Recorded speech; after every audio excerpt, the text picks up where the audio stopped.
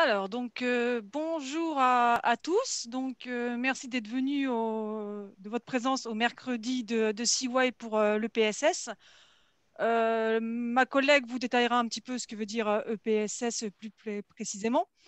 Juste avant de commencer, je rappelle que nous avons coupé les micros et les caméras pour que ce soit plus facile pour nous. Toutes les questions que vous pouvez avoir, n'hésitez pas à les poser dans le chat et je me permettrai de les relayer à ma collègue dès que ça sera possible ou à la fin de la séance. Juste avant de laisser la parole à Madame Dezeuvre, je vais lancer un petit sondage qui nous permettra de voir si vous êtes un lycéen de seconde, première, terminale, un enseignant, un parent, et surtout dans quel département vous êtes situé. Donc, je vais lancer le sondage et on commencera après. Donc, je vous laisse le remplir. Je laisse quelques minutes pour le remplir et après, ma collègue vous parlera un petit peu plus de l'EPSS.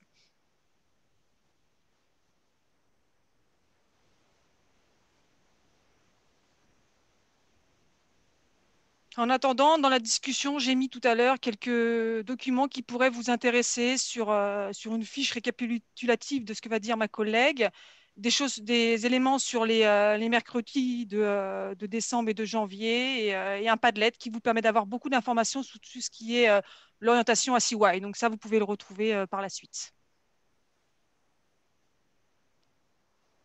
Donc je vais attendre un petit peu et puis après, on va pouvoir commencer réellement la séance.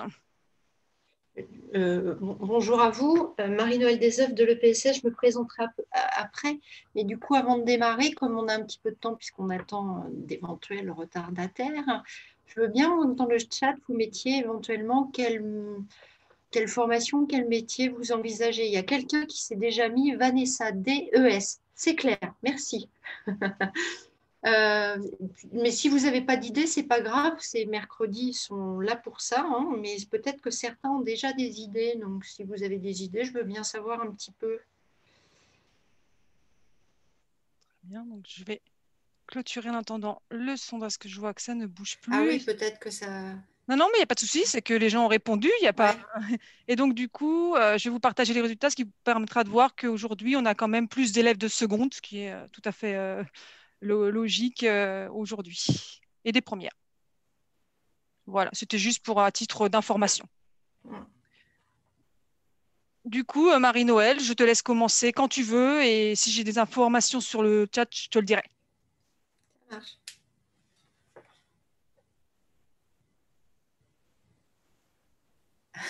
D'accord, Vanessa. J'ai lu votre message. Tu peux... Attends, je Bah, peux tu le peux faire. partager, Oui, ouais, tu peux comme y aller. je peux Ouais, tu peux y partager aller. mon Tu écran. fais comme chez toi. Je te Merci. laisse la main.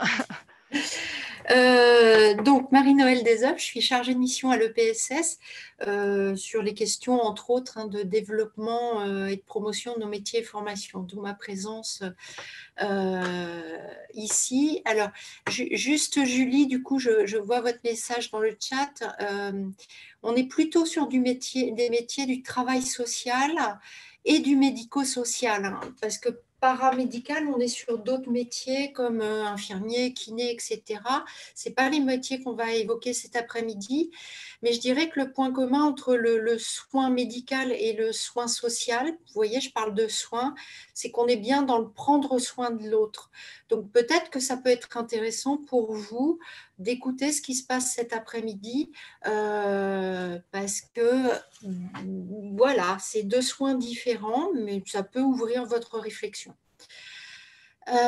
Donc, EPSS, c'est École pratique de service social. Donc, on est une structure associative. On est une des plus anciennes écoles de travail social. On a été créé en 1913. Et juste pour vous situer, hein, le premier diplôme d'État en tant que tel qui a existé, c'est celui d'assistant de service social et il date de 1932. C'était d'autres choses avant, ça ne portait pas le nom de diplôme d'État, peu importe. Mais voilà, pour vous dire qu'on est une ancienne école, mais qu'on essaie de ne pas trop vieillir en évidemment se mettant toujours au goût de l'actualité de notre société et puis des législations qui évoluent tant pour les formations que pour le travail social. Voilà, je vais partager mon écran puisque j'ai un PowerPoint. Je n'ai pas fait dans le bon ordre. Je refais. Hop, partager l'écran. J'ai un PowerPoint qui va me servir de support pour partager avec vous. Diaporama. Voilà. Hop. Alors, donc, tous les diplômes là, que je vais évoquer, toutes les formations, tous les métiers, c'est ce qu'on appelle en termes génériques des travailleurs sociaux. C'est peut-être un mot dont vous avez entendu parler, mais voilà, le sens générique, le terme générique pour définir nos métiers, c'est celui-là. Moi, ce que je vous propose, c'est un petit test avant. Alors, l'intérêt des tests, surtout quand ils ne sont pas notés, c'est qu'on a le droit de se tromper. Par contre, du coup, je ne vois plus le chat. Tu sais comment je peux faire, Armelle, pour voir le chat en même temps, ou c'est toi qui me lis le chat? Non, non, je m'en occupe, Marie-Noël. Tu fais ta présentation, c'est moi qui m'en occupe. D'accord. Voilà. C'est mon nouvel outil, Armelle. J'ai découvert ça il n'y a pas longtemps. Voilà. On va jouer un petit peu. Parce que le jeu, c'est un outil pédagogique et c'est aussi un outil dans le travail social. Voilà, c'est assez important. Que veut dire ASS? Donc, vous répondez dans le chat 1, 2 ou 3. Assistant de service scolaire pour 1. 2, assistant de service social. 3, assistante de service de solidarité sociale. C'est la première réponse qu'on va prendre. Armelle, je vois rien là, je suis sans filet, c'est horrible. Ah mais vas-y. Hein, Donc, 1, 2 ou 3. Je coche quoi, Armelle? Quelle a été la première Attends, ils ne réponse? me répondent pas pour l'instant, Marie-Noël, donc je ne peux pas. Ah Il bah faut du mince. temps. Il faut du temps. Le 2. 2. Voilà, bravo à vous. Juste, voilà, j'en profite quand même pour vous dire une petite chose. C'est pas assistant de service scolaire, mais un assistant de service social peut travailler dans un service social scolaire, puisque vous l'avez peut-être connu, c'est pas partout. Mais dans les écoles primaires, il peut y avoir des services sociaux. Et puis parfois, voilà, au collège et au lycée. Allez, on continue. Voilà. EJE, éducateur de jeunes enfants ou entraîneur de jeunes enfants. Un ou deux. Alors, la 1. première Attends, réponse, faut leur laisser le temps. Le 1. il y a un petit décalage. Ben oui.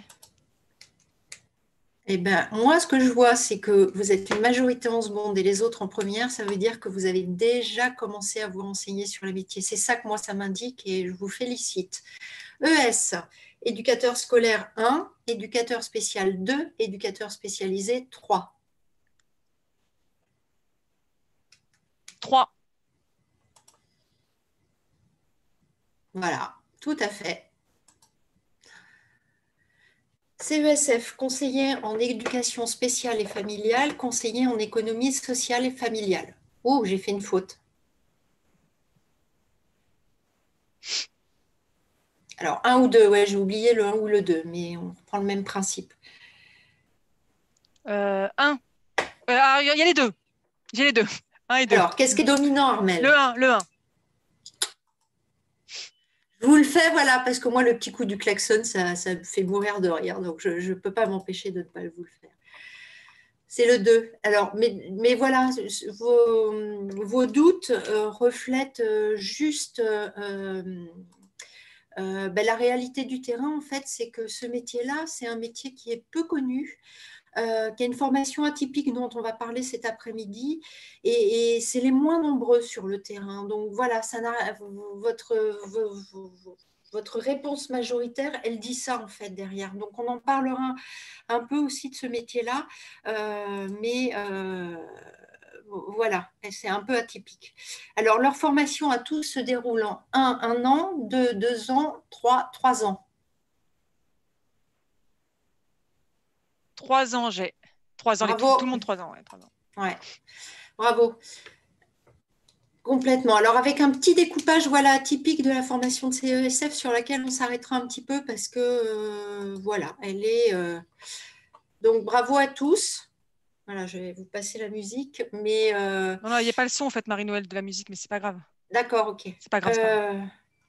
voilà, ce que moi je vois, c'est que vous avez commencé à vous renseigner. Je suis ravie, ça me permettait de savoir un petit peu ça. Donc, on va aller développer un petit peu les métiers. Après, un premier petit détour vers une approche un peu globale de l'EPSS, parce que ça va vous permettre de situer les métiers dont on va parler cet après-midi, donc qui sont inscrits en rouge.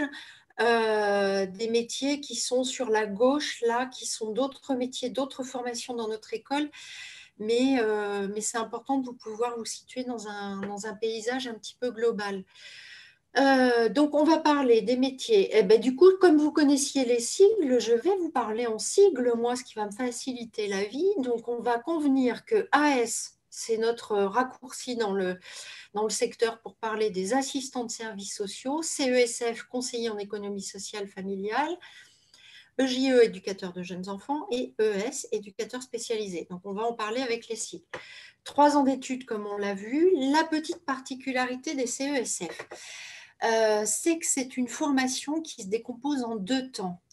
Vous avez un BTS en ESF en 2 ans, qui ne se fait pas partout. Et par exemple, le PSS ne fait pas le BTS, elle ne fait que ce qu'on appelle... Alors, ouais, j'ai oublié de vous dire, en fait, dans les écoles de formation au travail social, on est beaucoup d'anciens professionnels de terrain. On a été travailleurs sociaux avant, pour la plupart d'entre nous, hein, pas tous, mais pour la plupart d'entre nous. Et moi, je suis une ancienne CESF, voilà, dans une autre vie. J'ai été CESF. Et du coup, c'est une formation voilà, qui se décompose en 2 ans de BTS en ESF, où on forme des techniciens voilà, avec des connaissances techniques. On commence à se former à la relation à l'autre, mais plutôt sur des questions d'animation de groupe, éventuellement d'animation de séances de formation. Et il y a ce qu'on appelle donc, dans le jargon des CESF la 3e année, mais qui est en rien une 3e année en fait, mais c'est le jargon. Hein, 1 an de formation supplémentaire pour devenir travailleur social. Et devenir travailleur social, ça veut dire que j'apprends à écouter comme un travailleur social, à reformuler, à me positionner comme un travailleur social et pas comme un technicien. J'apprends à être dans une posture d'accompagnement de l'autre, à accepter les échecs quand je lance quelque chose avec lui, à savoir que je vais avancer de 3 pas, mais qu'on va reculer de 2 pour mieux avancer après, etc. Que je vais connaître beaucoup plus de problématiques du travail social, les violences conjugales. Je vous fais des choses dont on entend parler aujourd'hui dans l'actualité, les violences conjugales, les violences intrafamiliales, les questions d'exclusion, de précarité, etc. Et ça va être dans cette 3e année, hein, dans cette année de formation DE, qu'on va apprendre à se positionner comme ça. Les autres, c'est ce qu'ils font de manière plus éparse sur 3 ans, sans cette répartition en 2 ans, 1 an. Voilà, c'est juste une organisation différente. Du coup, avec l'autre particularité, c'est que vous rentrez en BTS pour des lycéens via Parcoursup, que vous passez un diplôme, qui est le BTS, et que vous avez aussi une sélection pour rentrer en DE à passer en parallèle que le BTS. Voilà. Alors que pour les autres, toutes les sélections, elles vont être l'année de terminale. Voilà. Alors, ces 4 métiers ont tous un grade licence aujourd'hui. Hein. Les premières promotions qui vont sortir sont celles qui vont sortir là, au mois de juin 2021, puisqu'on est en plein dans une réforme. Donc, les premiers diplômés à grade licence vont sortir là, cette année. Et la particularité des formations AS, EJE et ES, c'est que le partenariat avec l'université, hein, j'ai oublié de dire qu'on était composante de CY et vous voyez nos logos, hein, le logo de l'EPSS avec CY et le logo de l'université en bas à droite, c'est parce que voilà, on travaille ensemble, on fait partie d'un même établissement, mais l'EPSS a gardé son entité juridique. Donc en tous les cas, ce gros rapprochement avec l'université nous a permis de construire un cursus de formation unique en 3 ans, où vous obtenez 100 heures supplémentaires de formation, un diplôme d'État et une licence en sciences de l'éducation. Voilà. Vous avez quelques certifications en plus à passer pour avoir la licence, mais il n'y a pas d'heures de formation en plus. Voilà. Pour le DE-CESF, vous avez bien compris, formation atypique, etc. On a 1 an, et là, on leur a fait échapper à la licence, parce que sinon, c'était intenable, ingérable, enfin, tout ce que vous voulez. Donc, c'est un diplôme d'État qui a le grade licence. Alors, le fait d'avoir un grade licence ou une licence permet de continuer plus facilement qu'avant son parcours de formation si on veut reprendre plus tard une formation au management, à l'encadrement, à la direction de structure, etc. Voilà l'intérêt de ce grade de licence ou de cette licence. Alors, des métiers, c'est là où je vais un petit peu insister, où il ne faut pas se tromper dans votre orientation. On est certes sur des diplômes où il faut avoir le bac pour entrer ou être en terminale pour passer la sélection, mais il vous faudra le bac pour entrer dans nos formations de niveau 6. Par contre, ce sont des métiers parce qu'on est sur un secteur qui évolue beaucoup actuellement et parce qu'ils sont passés licence aussi, ou ils sont passés licence à cause de ça, je ne sais pas très bien dans quel ordre ça fonctionne, mais parce que tout est en interaction, sont des métiers qui sont aussi un petit peu éloignés des publics. Je ne dis pas qu'ils ne travaillent plus avec les publics, d'accord? Je dis que leur quotidien n'est plus avec les publics. Parce que c'est plutôt les métiers de niveau 3 et 4, donc le bloc de gauche, qui travaillent avec les publics. Dont vraiment le travail quotidien, c'est des activités individuelles et collectives avec les publics. Les métiers de niveau 6, ils se sont un petit peu éloignés du public parce qu'on leur demande aujourd'hui de coordonner des parcours, des activités. C'est-à-dire que alors je vais prendre des exemples que, voilà, moi j'ai travaillé, hein, c'est un peu plus facile. J'ai été CESF en caisse d'allocation familiale sur des quartiers, etc. Et j'étais par exemple sur une mission de prévention des expulsions. Quand j'étais sur cette mission-là, je devais évidemment me mettre en lien avec tous les travailleurs sociaux, tous les services qui connaissaient les familles que j'accompagnais. Et c'est ça qu'on appelle la coordination de parcours. Hein. Donc, ça peut être de la coordination d'activités si j'accompagne des projets d'action collective comme un atelier CV, par exemple, dans un centre d'hébergement et de réinsertion sociale, où on va accompagner les personnes à se remettre à l'emploi et où il y aura un atelier CV et lettres de motivation, par exemple. Et puis, on fera intervenir Pôle emploi. On aura après, peut-être, si on a un public jeune, la mission locale qui va venir, etc. Et du coup, ça, c'est coordonner une activité. Je vais faire venir des gens sur des temps différents. Je vais moi aussi intervenir. Et tout ça, ça s'appelle coordonner une activité. Je devrais écrire le projet, faire le bilan, coordonner tous ces temps. Voilà. Des métiers aussi où on a de plus en plus d'écrits professionnels à rédiger et des métiers où on a la responsabilité de maintenir le partenariat ou de développer du partenariat. Parce qu'aujourd'hui, les travailleurs sociaux, quels qu'ils soient, ne travaillent plus seuls. Ce qui a pu être le cas il y a des années, mais aujourd'hui, on est obligé, parce que les problématiques des publics sont complexes, on est obligé de travailler avec d'autres personnes. Ça va être, par exemple, on va travailler avec un centre médico-psychologique pour des gens qui ont des troubles de l'ordre psychologique. Et il va bien falloir qu'à un moment donné, je me coordonne à minima pour savoir comment la personne elle va et comment moi je peux intervenir auprès d'elle. On va être amené à travailler avec, ça dépend des institutions où on travaille, mais en tous les cas, on travaille avec des personnes, d'autres professionnels. Est-ce que, je ne sais pas, il y a des questions dans le chat, Armelle? Non, je te le dirai, t'inquiète pas. Ça marche. Du coup, est-ce que vous avez des questions peut-être, si vous voulez qu'on prenne 2 petites minutes ou on continue? On continue? Oui, continue, Armelle. Ouais, continue, Marie-Noël. D'accord. Allez, j'ai pris les métiers dans l'ordre alphabétique, sauf CESF que j'ai un petit peu mis à la fin, parce que voilà, il ne faut pas qu'on oublie cette particularité. Donc, on va parler déjà de l'assistant de service social, AS. Alors, la manière dont moi j'ai choisi de vous le présenter, ça va toujours être de la même façon. Je prends un exemple de structure où l'AS peut travailler, enfin où le professionnel peut travailler.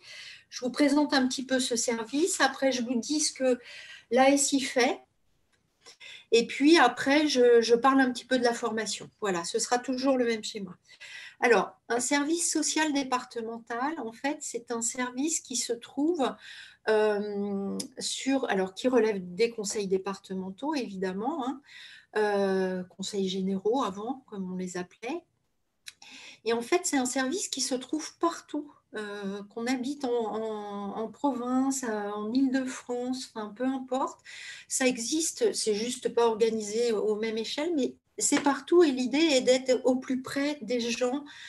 Donc, dans les quartiers, dans nos grandes villes en Île-de-France, et puis parfois même en Île-de-France et en province, quand c'est des plus petites communes, ça va être organisé sur une commune qui est au milieu de 4 communes. Enfin voilà, c'est organisé un petit peu différemment sur un plan territorial. En tous les cas, un service social départemental s'adresse à toute personne, tout habitant qui a besoin d'être informé, conseillé, orienté sur le plan de démarches qui relèvent de l'ordre social ou socio-administratif, socio-financier, enfin selon ces questions.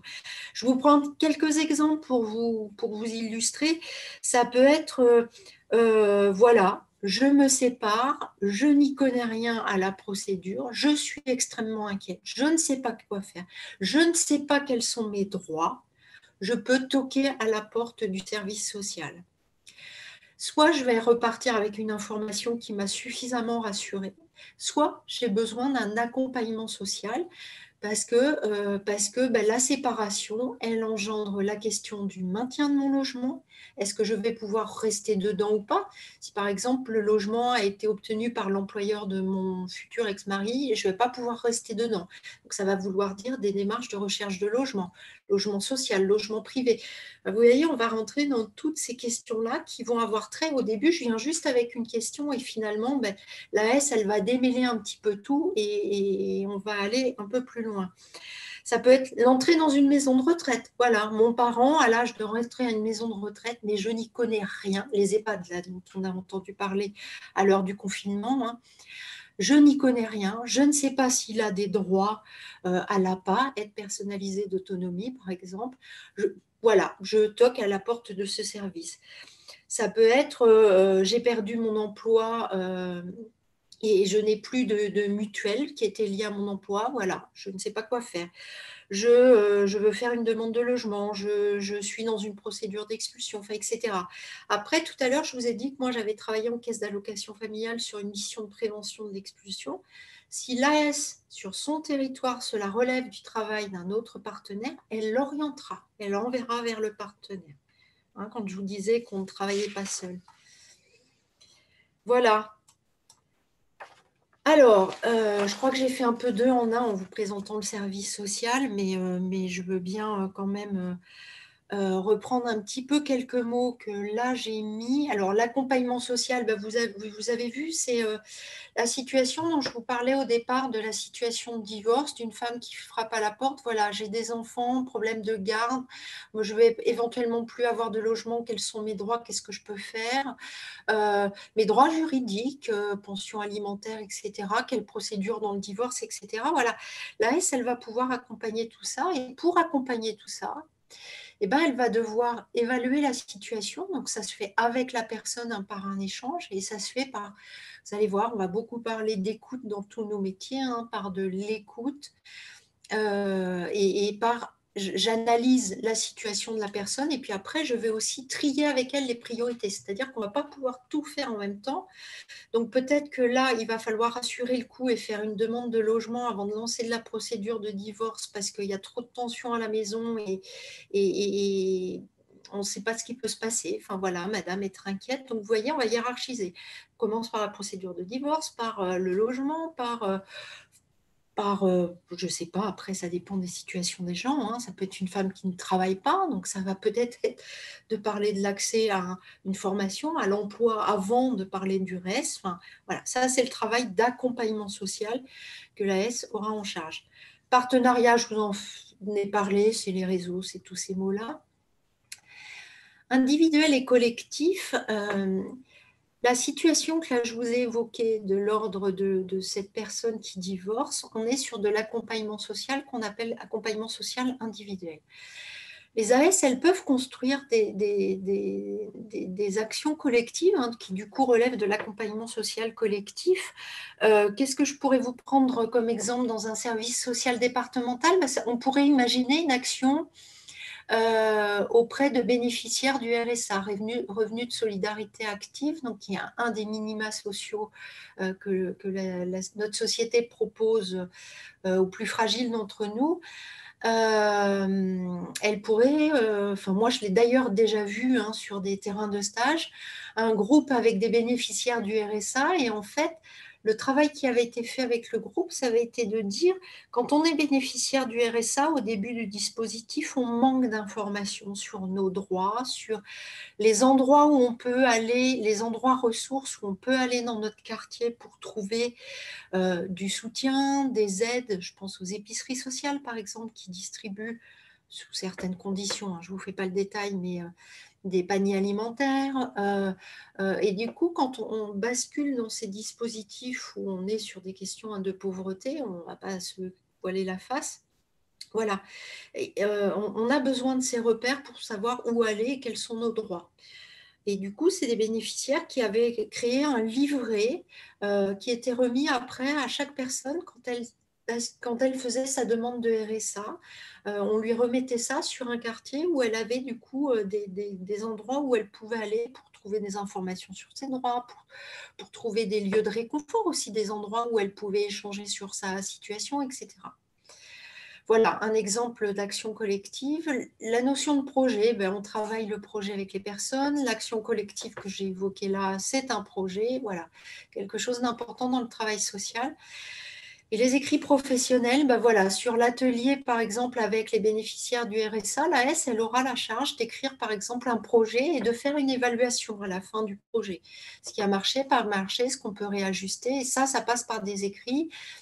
Elle aura des évaluations sociales à faire, par exemple, si on reprend la situation de la femme qui divorçait, là, elle aura peut-être des demandes d'aide financière à faire.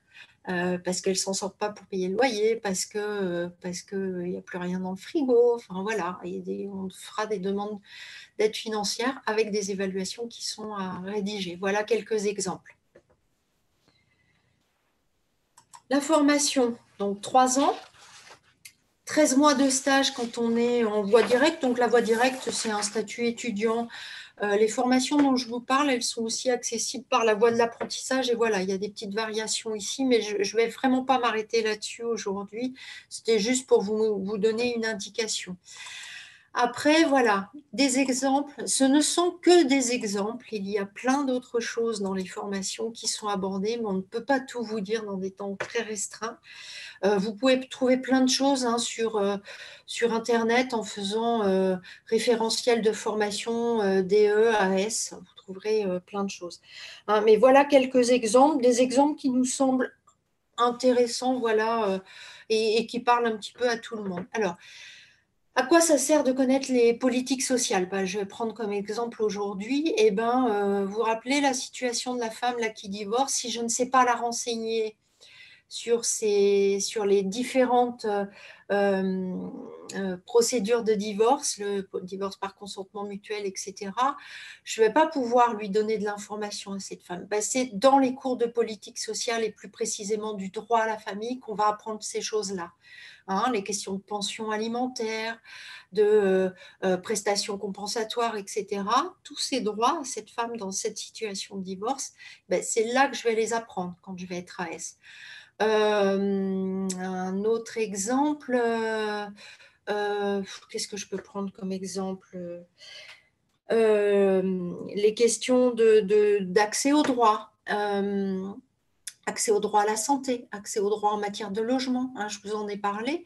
Si je ne connais pas les politiques sociales, mais aussi des dispositifs tels que le dossier de surendettement, par exemple. Alors là, c'est une CESF qui vous parle, mais les AS, elles connaissent quand même aussi au moins que ça existe. Après, elles orientent souvent vers les CESF, mais on en reparlera après.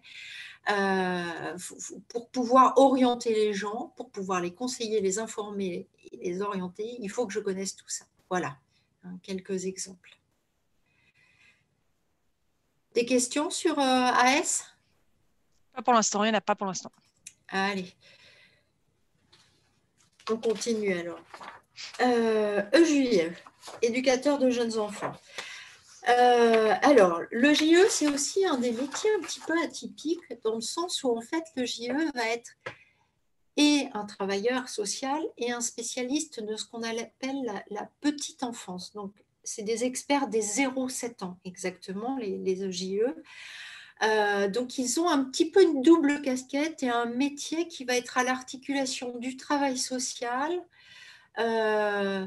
et du sanitaire, parce que pour prendre en charge des jeunes enfants, il y a quand même des questions de soins auxquelles les EJE sont formés et savent faire. Voilà, même si après, dans la réalité des faits, c'est d'autres métiers qu'il faut qu'elles connaissent, en tous les cas, ce que c'est, qu'elles sachent le faire. Alors, j'ai pris l'exemple d'une crèche parentale parce que c'est une situation un petit peu atypique et c'est pour vous montrer là, un petit peu la complexité du positionnement de l'EJE. Une crèche parentale, c'est une structure alors associative. On est souvent sur des structures de petite taille et en fait, l'association, donc qui dit structure associative, dit qu'il y a un conseil d'administration au-dessus de la direction. Et ce conseil d'administration, c'est des parents dont les enfants vont être accueillis dans la crèche. Et l'EJE, vous voyez, elle est salariée d'un conseil d'administration qui va lui donner des ordres, hein, c'est eux les décideurs, même si elle travaille avec, hein, ce n'est pas un problème, mais c'est quand même eux qui décident. Donc c'est eux qui vont dire à un moment donné, c'est comme ça. Et elle va les retrouver en même temps en tant que parents des enfants qu'elle accueille. Donc voilà, c'est un positionnement assez atypique et c'est pour ça que j'ai pris cet exemple-là parce que ça montre la complexité de ce métier-là. Alors, le JE, donc, certes, son public essentiel, ça va être les enfants, pardon, hein, donc c'est la spécialiste des 0-7 ans. Alors, je dis là, c'est vraiment des défauts de langage et j'ai vu, d'ailleurs, il faut que je me reprenne. Non, j'ai vu qu'il y avait des prénoms masculins, donc je me reprends, je suis désolée. Là, on est bien en tous les cas en train de dire qu'on est sur des métiers du soin et que ce soit dans le secteur sanitaire ou le secteur social, on est sur des métiers extrêmement féminins. Ça ne veut pas dire qu'il n'y a pas de garçons dans nos promotions et qu'on est ravis de les accueillir, mais voilà, c'est quand même des métiers féminins, il faut le savoir, notamment quand on est un homme et qu'on postule dans ces métiers-là. Alors, le JE, j'essaie de me reprendre quand même, accompagne donc les enfants, hein, les accueille dans des structures, essentiellement des structures de la petite enfance, hein, les multi-accueils, les crèches parentales, les crèches collectives, etc., mais des métiers qui s'ouvrent aujourd'hui vers d'autres secteurs, mais je vais rester sur les secteurs petite enfance un peu pour centrer mon propos quand même. Mais ça veut dire aussi qu'elle travaille avec les parents parce que les enfants, un, ils sont mineurs, et deux, pour les tout petits, ils ne sont pas en capacité de parler, d'exprimer leurs besoins, etc. Donc, ça passe par les parents, et elle a aussi un rôle d'accompagnement de la parentalité, le JE.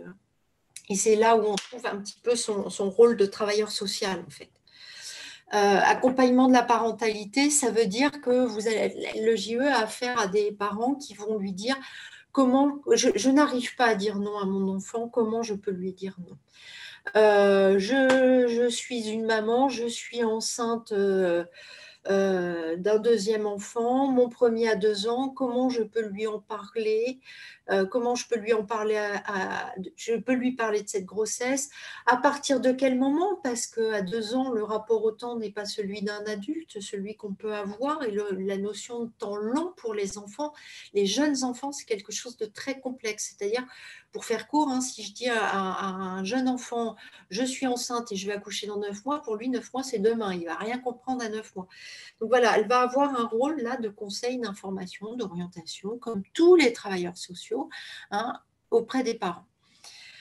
Le JE, elle va travailler aussi avec une équipe. Tout à l'heure, je vous disais qu'elle était formée à la question du soin, du développement psychomoteur de l'enfant, mais ce n'est pas forcément elle qui va le faire dans l'équipe, ça va être d'autres métiers, peut-être d'autres diplômes dont vous avez entendu parler, hein. Ça va être les auxiliaires de périculture et les CAP, alors petite enfance, mais ils ont changé de nom et j'ai oublié le nouveau nom, c'est AEPE, je ne sais plus, enfin voilà, mais avec des professionnels qui ont un diplôme de la petite enfance avec un CAP.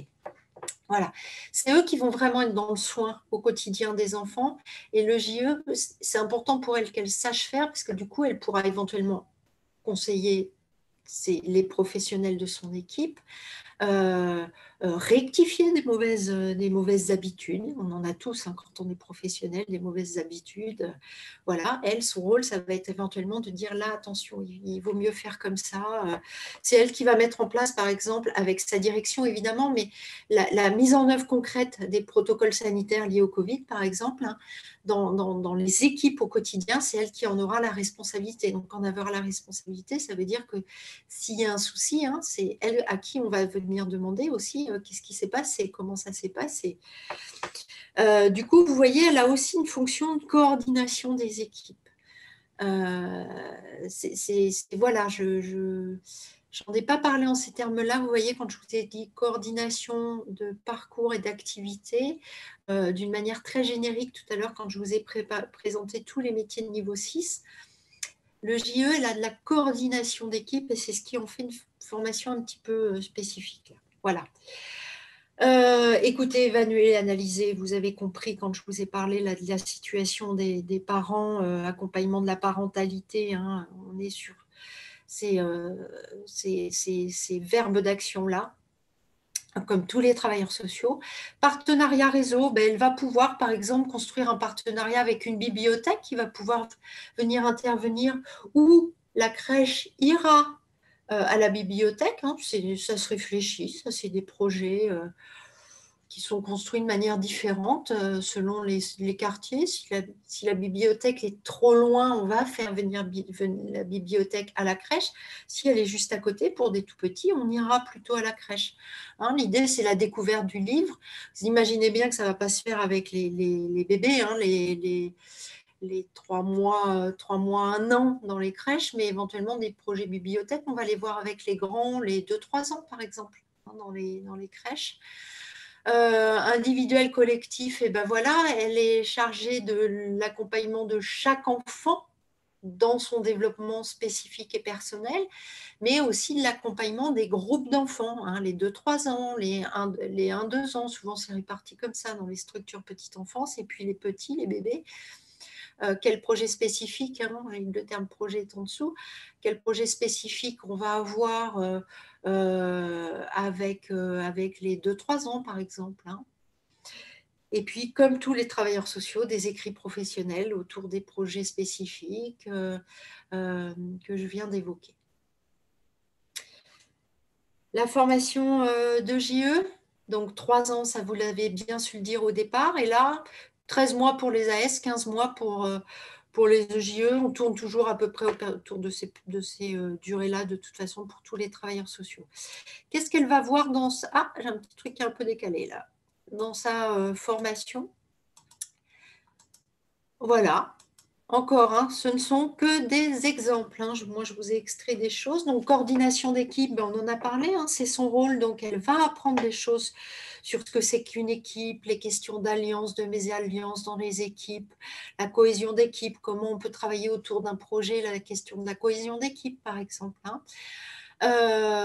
Pour accompagner des parents à laisser son enfant à la crèche, parce que ça, c'est la grosse étape, hein, c'est souvent la première grande séparation, l'entrée à la crèche entre les parents et l'enfant. Et ben, si elle n'est pas formée à la question de l'attachement, hein, ça, c'est des notions de psychologie, hein, et aux questions de séparation, elle ne pourra pas accompagner les parents. Donc, on se forme à ces questions-là, et après, par l'écoute, etc., on adaptera aux parents.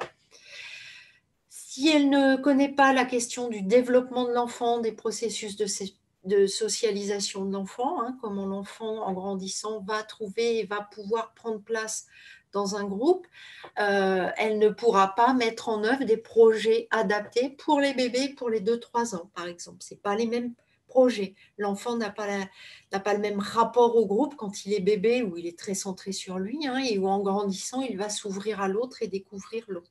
On n'a pas les mêmes projets. On ne va pas conduire les activités de la même façon. La durée des activités ne sera pas la même, puisque dans le développement de l'enfant, vous apprendrez que la concentration n'est pas la même. Voilà à quoi ça sert d'apprendre tout ça. Je peux continuer, Armelle, ou Tant que je te dis rien, t'y vas, Ouais, Marie-Noël. excuse-moi, hein, Non, non, mais mais c'est pour être toi, pour que tu sois tranquille. Vas-y. je t'avoue que parler toute seule sans voir les gens, Ouais, etc., je sais. c'est Ah, difficile. Ah, attends, je te. Alors, j'arrête. alors, la personne, elle est en première, elle aimerait être AS. Alors, ses spécialités sont sciences éco et sociales, histoire géo, géopolitique, sciences politiques et anglais. Laquelle conseillerez-vous d'abandonner? Peut-être tourner la phrase autrement, oui. Ouais. On va parler des spécialités à la fin. C'est promis, on le fait, c'est prévu. Mais du coup, on en parle à la fin parce que je vais en parler un peu pour tous les métiers en même temps, hein, parce que c'est les grands points communs du travail social. Voilà.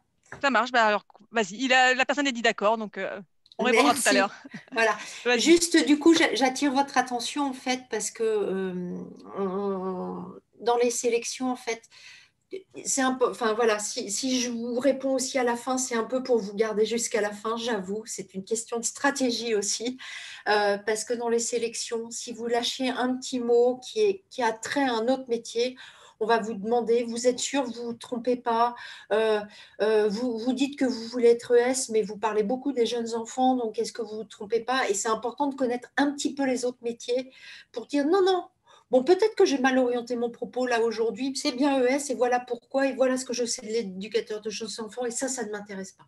Voilà, hein, pour vous expliquer aussi un petit peu ma démarche cachée. ES, donc éducateur spécialisé.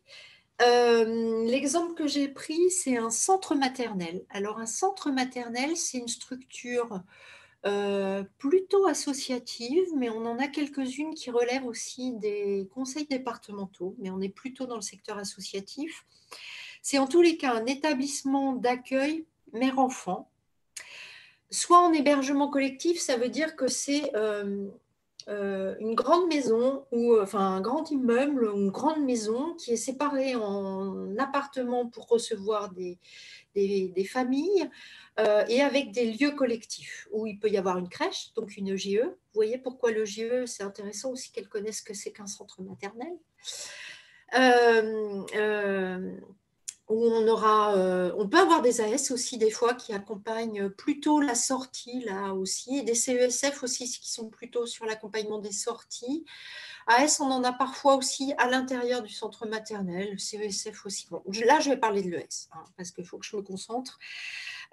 Donc, en hébergement collectif, un immeuble avec des appartements séparés et du collectif, ou ce qu'on appelle dans des appartements diffus, c'est-à-dire des appartements dans la ville. Hein, et avec un lieu où le centre maternel est, où du coup les mères viennent avec les enfants. Alors, le centre maternel a comme public des mères et des enfants, mais des mères avec des enfants enceintes ou avec des enfants de moins de 3 ans.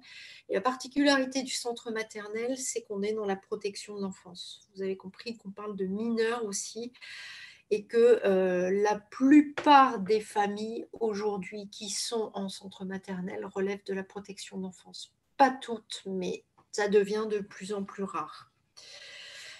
Ce sont des femmes qui ont besoin d'un soutien matériel, évidemment, puisque là, elles sont hébergées, ça veut dire qu'elles n'ont pas de toit à elles, hein, locataires ou propriétaires, peu importe, en tous les cas, elles n'ont pas de toit. Souvent, problème de ressources, la plupart d'entre elles sont bénéficiaires d'un minima social qu'on appelle l'allocation parent isolé, API. Non, RSA, pardon, excusez-moi, ça c'était avant l'API. Excusez-moi, elles relèvent du RSA, mais au titre parce qu'elles sont isolées, ça veut dire que le père n'est pas...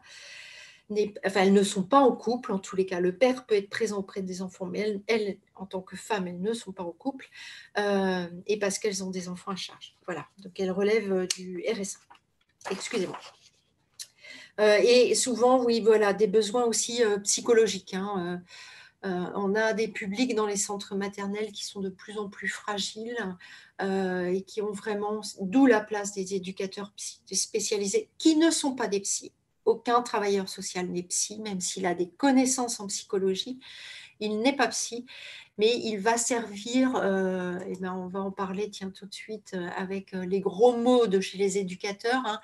Il va, et on va le revoir dans la formation, il va donner des repères éducatifs, des repères sur, je vous prends des exemples dans les repères éducatifs, ça va être, on est sur un parcours de formation pour viser un accès à l'emploi à moyen terme, pour viser un petit peu plus long terme l'accès au logement.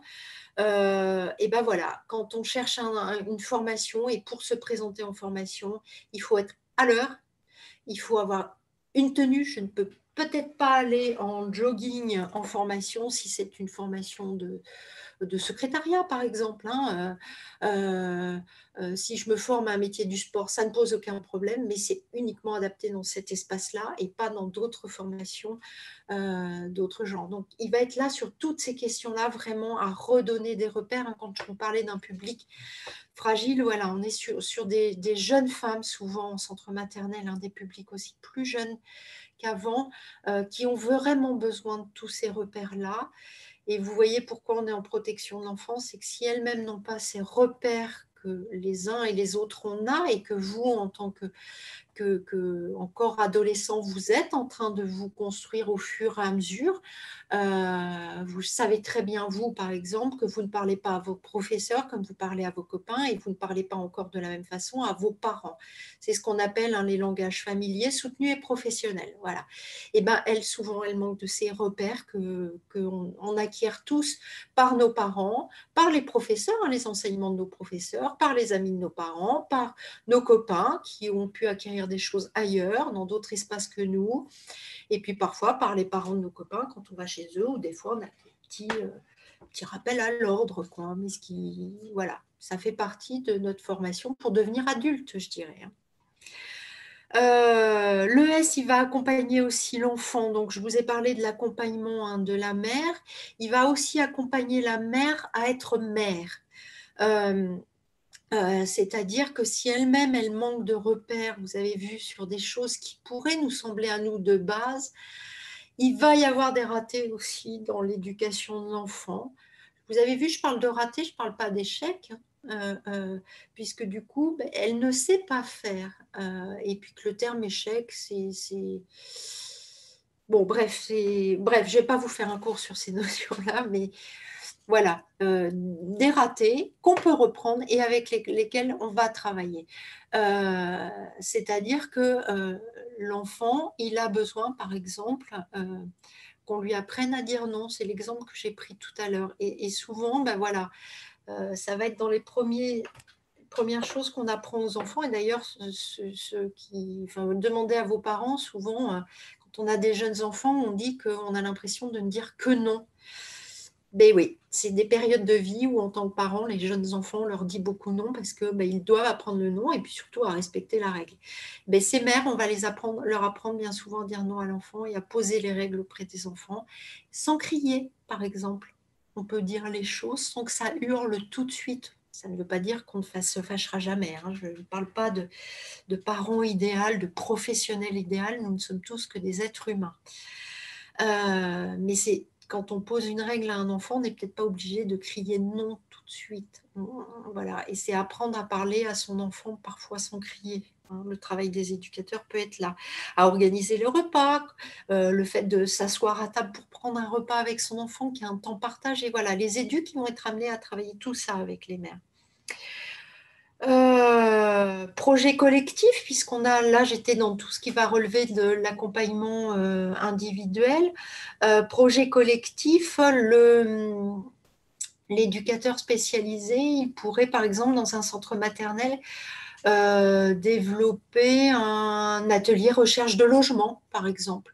Hein, on a plusieurs femmes là qui ont encore 1 an. Hein, je vous ai dit que c'était jusqu'aux 3 ans d'enfants. Voilà, les 2 enfants ont 2 ans. Là, il va falloir commencer à travailler le projet de recherche de logement. Et du coup, et ben, si elles sont plusieurs dans ce cas-là, on peut tout à fait faire un atelier recherche de logement. Hein. Comment, qu'est-ce que c'est que le parc social, où je peux faire ma demande, qu'est-ce que le parc privé, comment je prépare un dossier pour rechercher mon logement, avoir mes 3 derniers bulletins de ressources, enfin fiches de ressources, que ce soit le RSA ou des fiches de paie ou des bulletins de rémunération dans le cadre des formations ou ces allocations chômage de Pôle emploi, enfin peu importe, avoir son relevé d'impôt de l'année dernière, enfin voilà, constituer un dossier de logement, il y a des règles, il y a des documents à produire et si on ne les a pas, c'est... Voilà, s'il y a une visite collective qui est organisée sur un logement, vous passerez à côté parce que vous n'arrivez pas à produire votre dossier logement immédiatement au propriétaire. Donc voilà, c'est un exemple. Ça peut être d'apprendre ses droits et devoirs en tant que locataire et quels sont les droits et devoirs aussi du propriétaire. C'est qu'est-ce que c'est qu'une caution, qu'est-ce que le propriétaire a le droit de demander en termes de caution. C'est un mois, la caution de loyer sans charge. Si le propriétaire me demande 6 mois, il y a un truc qui n'est pas légal là. Est-ce que je fais ça ou pas? Enfin, voilà. En tous les cas, nous, notre rôle en tant que travailleur social, et là l'ES particulièrement, c'est d'informer. Après, les gens, ils font leur choix de vie. Les écrits professionnels, partenariat, voilà, je vous en ai pas mal parlé. Déjà, ça se répète, hein, donc je vais réduire mon propos là-dessus. Mais par exemple, sur l'atelier recherche de logement, il peut travailler l'ES avec Emmaüs Habitat, qui est sur toutes ces questions de recherche de logement, etc. Voilà.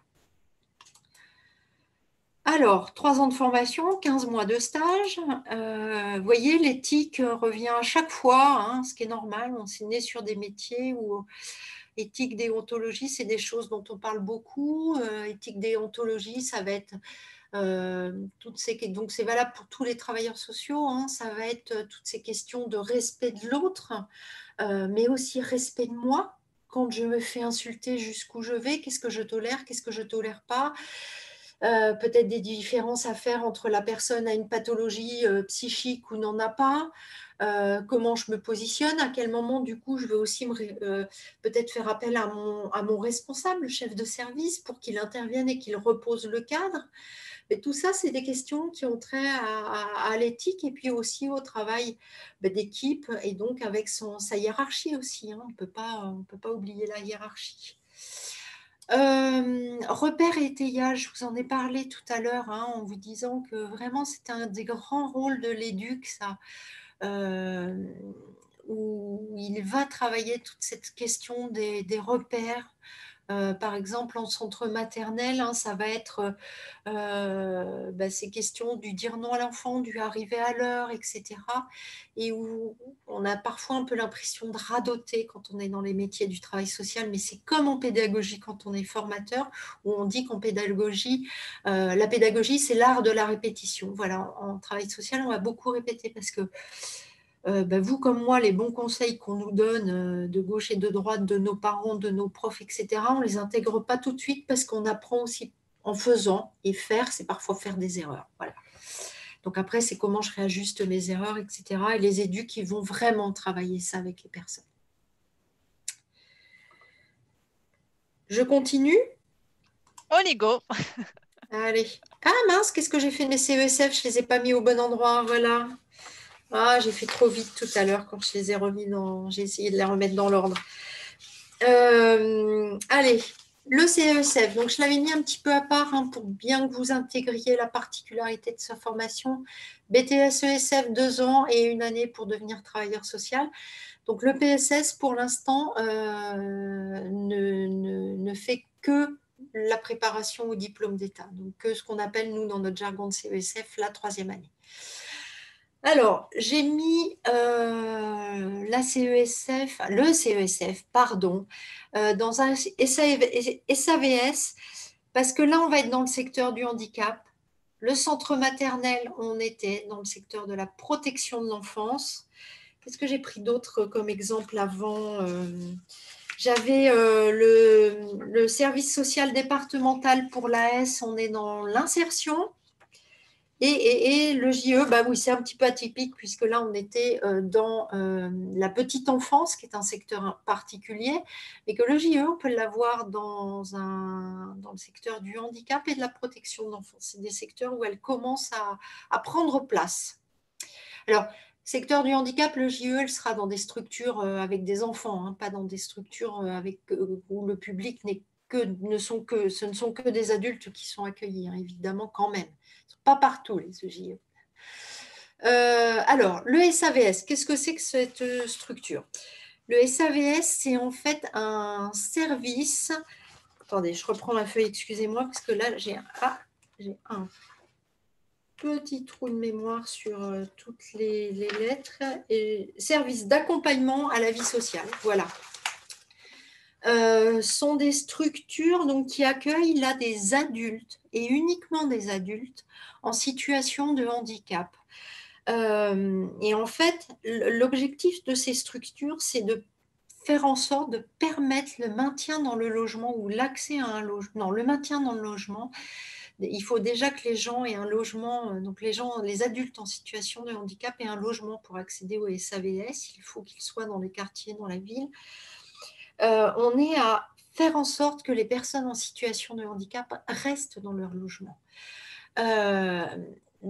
Restent dans leur logement, ça veut dire on a souvent des publics avec des troubles psychiques ou du handicap mental dans les SAVS, parce que c'est là où c'est le plus compliqué. Je vais faire un petit peu caricatural, mais handicap moteur, la personne, si elle a un logement adapté, hein, avec je peux y accéder sans avoir de marche dans mon immeuble ou dans ma maison, les prises sont à ma hauteur, etc. Quelqu'un qui est un handicap moteur, je veux dire, à partir du moment où on a résolu les problèmes techniques, enfin voilà, c'est comme vous et moi. Les gens qui ont des troubles psychiques, il ne faut pas qu'ils oublient de payer le loyer. Il ne faut pas qu'ils oublient qu'ils ont des voisins souvent, surtout dans nos villes, et qu'on ne trouble pas le voisinage, ou que même dans les campagnes, on n'envahit pas l'espace de son voisin en gardant des tas de détritus, etc. Parce qu'on récupère des vieilles voitures, parce qu'on a un tracteur. Enfin voilà, à la campagne, ça peut être ça. Enfin, du coup, c'est toute la question du voisinage, hein, qu'on soit à la campagne ou à la ville. Et du coup, ça va être vraiment les enjeux pour les personnes en situation de handicap psychique ou handicap mental pour un SAVS, ça va être de faire en sorte qu'ils maintiennent leur logement, hein, qu'ils y restent. C'est parce que sinon, ça veut dire que ces placements en structure ou retour chez les parents, qui des fois n'est pas possible parce que les parents sont trop âgés, etc. Donc, vous voyez bien, l'enjeu, il est quand même important.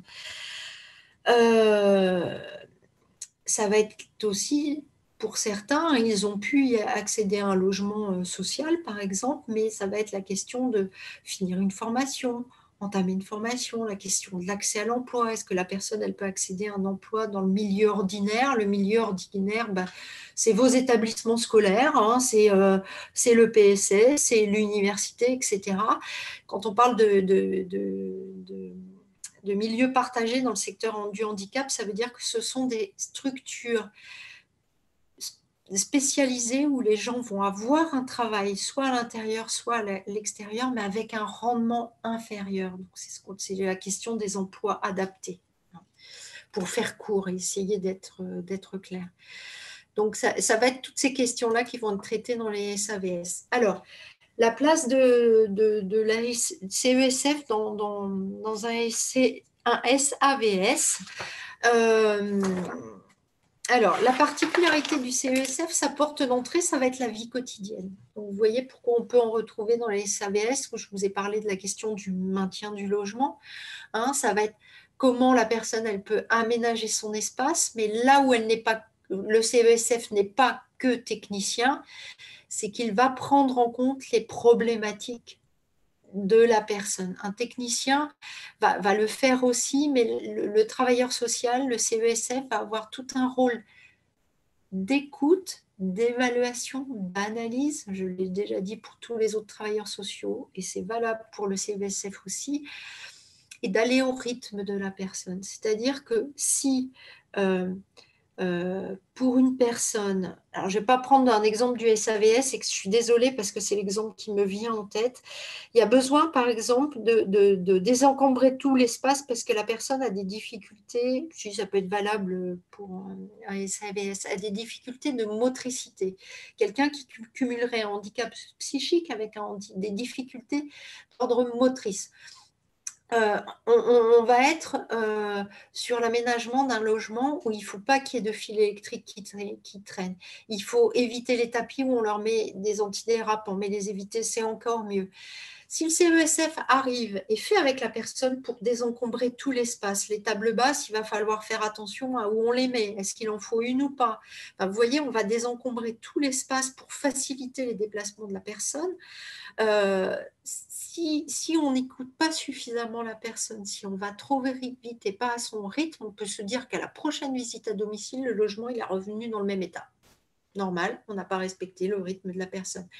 Donc il va falloir vraiment écouter ce qu'elle est prête à faire.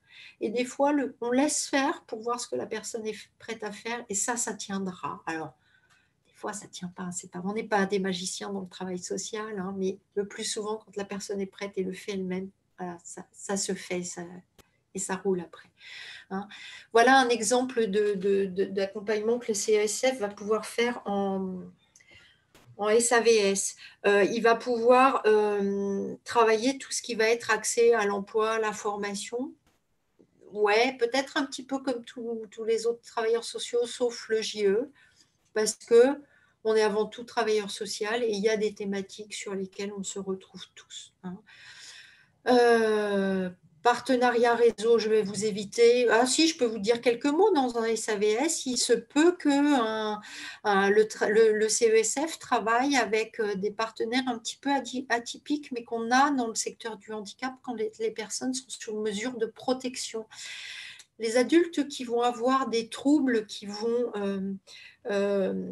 rendre difficile la question de l'autonomie financière, par exemple, où c'est des gens qui ne sont pas dans un principe de réalité, qui vont claquer tout leur argent parce qu'ils ne sont pas dans notre réalité à nous, plus et de moins très logique. Voilà, il va y avoir par exemple des mesures de protection, hein, c'est des tuteurs, des curateurs selon le degré de handicap de la personne. Et du coup, il y a un juge des tutelles aussi dans l'affaire. Donc voilà, ça va être éventuellement des professionnels avec lesquels le CESF en SAVS sera amené à travailler. Voilà, atelier collectif, je ne sais pas moi, qu'est-ce qu'il peut... il peut faire un atelier CV lettres de motivation, on en a parlé comme l'éduc en centre maternel, mais il peut faire quoi aussi le CESF? Aménagement de son logement, je me retrouve avec plusieurs personnes qui viennent d'accéder à leur logement ou qui vont accéder à leur logement, là, par exemple. Hein, donc, le SAVS a tout de suite été contacté. Voilà, et on met en place les mesures.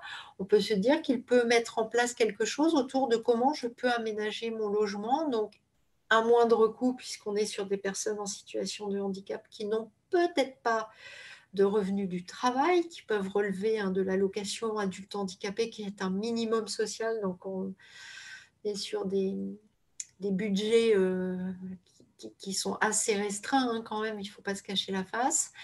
Donc, comment je peux aménager mon logement à moindre coût? Est-ce qu'il y a des aides dont je peux bénéficier? Les questions de ressourcerie, de meubles de deuxième main, quels vont être les lieux ressources dans mon quartier, dans ma ville?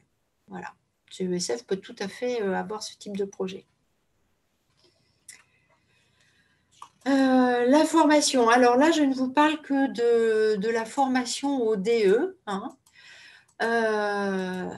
Donc, par rapport à des exemples que j'ai pu vous prendre, tiens, par exemple, le rapport à l'argent, à la consommation, à l'habiter, je viens de vous en parler à travers la question de j'accède à un logement, il faut que je l'aménage, sauf que je n'ai pas trop d'argent. On est dans des sociétés d'hyperconsommation où le modèle dominant, même si les achats de seconde main viennent de plus en plus ça prend de plus en plus de place dans notre société, le modèle dominant reste encore j'achète du neuf.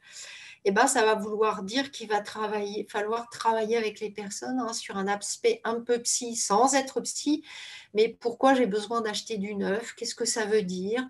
Souvent, c'est la question de l'appartenance à la société, ou parce que je ne sais même pas que la seconde main existe. Voilà. Donc, on va être amené à travailler tout ça. Voilà, les politiques sociales, là j'étais dans le secteur du handicap. Si je ne sais pas ce que c'est qu'un curateur, un tuteur, si je ne sais pas les différencier, que j'ai besoin de m'adresser à un tuteur, est-ce que je m'adresse à lui à bon escient alors que non, finalement, ce que je suis en train de lui demander, ça relève d'une mesure de curatelle et la personne qui est sous tutelle, elle a le droit de faire ça. Voilà. Il y a des différences, par exemple, entre la tutelle et la curatelle sur les droits de vote, ou pour acheter un logement, par exemple. Donc, si voilà, je m'adresse au tuteur parce que la personne qui est sous tutelle veut acheter son logement, non, la personne, elle a le droit, puisqu'elle n'est pas sous curatelle, qui est la mesure la plus grave. Je crois que c'est dans cet ordre-là, mais sinon, dans quelques années, vous viendrez me corriger. Cherchez si ça vous intéresse. D'un seul coup, j'ai un doute. Bref, en tous les cas, vous avez compris qu'il y avait des degrés différents de mesures de protection, et du coup, le CESL doit savoir ce que c'est qu'une tutelle, une curatelle. À ma décharge, je n'ai jamais travaillé dans le secteur du handicap, donc je l'ai appris il y a très longtemps à l'école, ça. Voilà, j'ai oublié depuis. Donc voilà, ça permet de s'adresser au bon interlocuteur au bon moment et de façon adéquate. Et du coup, de pouvoir aussi renvoyer la personne de manière adéquate. Soit elle va voir son tuteur, soit elle a le droit de le faire toute seule. Promis, j'ai oublié le prénom de la personne qui avait posé la question sur les spécialités. Ça arrive un tout petit peu après, mais on va l'aborder, je ne vous oublie pas. Là, je vais vous parler un petit peu des grandes qualités qu'il faut avoir pour travailler dans le travail social globalement. Et du coup, pour entrer dans nos formations, je vous en parle globalement parce que je crois qu'on est aussi avant tout des travailleurs sociaux.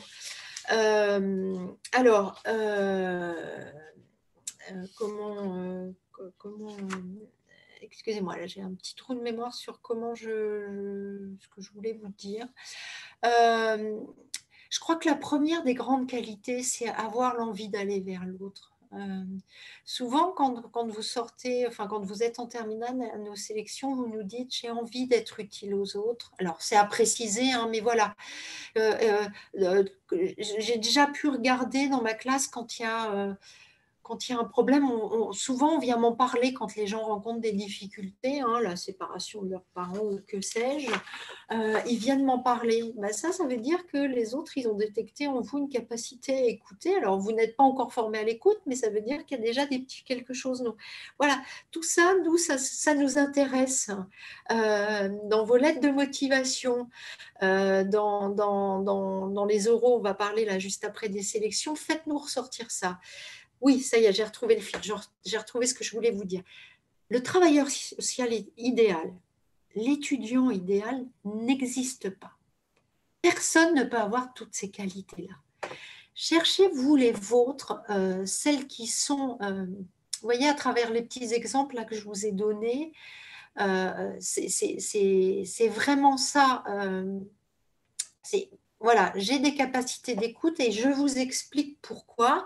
Et je vous explique un petit peu plus, c'est-à-dire pourquoi on vient me parler à moi, de quel type de difficulté on vient me parler à moi, et puis vos premiers mots à vous sur qu'est-ce que c'est qu'écouter l'autre. Écouter l'autre, c'est difficile parce que des fois, il est tellement peiné qu'on a de la peine avec lui. Alors après, ça, vous pouvez nous le dire dans une sélection. Après, nous, on vous formera la question de prendre de la distance avec ça, parce que sinon, vous allez peiner tous les jours dans le travail social. Et ça, c'est pas possible. Vous finissez en burn-out au bout de 3 mois.